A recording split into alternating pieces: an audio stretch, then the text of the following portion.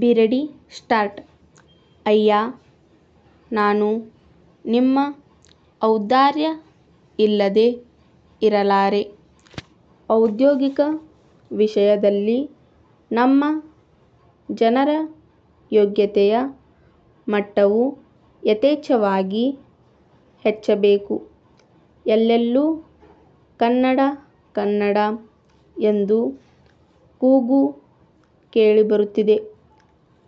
ಈ ಕಾರಾಗೃಹದಿಂದ ಕೈದಿಗಳು ಪರಾರಿ ಆಗಲು ಕಾರಣ ಯಾರು?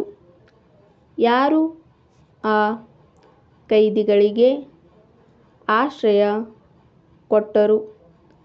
ಅವರು ಗೌರವಸ್ಥ ಜನ ಅಲ್ಲ. ಅಂತೆಯೇ ಕನ್ನಡಿಗರೆಲ್ಲರ ಮನಸ್ಸು ಮತ್ತು ಹೃದಯ ಒಂದಾಗಬೇಕು.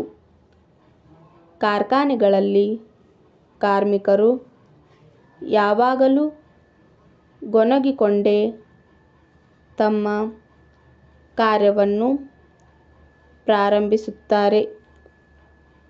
ನಾನು ತಮಗೆ ಕಷ್ಟ ಕೊಟ್ಟಿದ್ದಕ್ಕೆ ತಮ್ಮ ಕ್ಷಮಾಪಣೆಯನ್ನು ಕೇಳಿಕೊಳ್ಳುತ್ತೇನೆ. ಆ ದೇಶದ ನಾಣ್ಯ ನಮ್ಮ ಊರಿನಲ್ಲಿ ಚಲಾವಣೆಯಲ್ಲಿ ಇಲ್ಲ. ಚೆನ್ನಾಗಿ ವಿಚಾರಿಸಿ.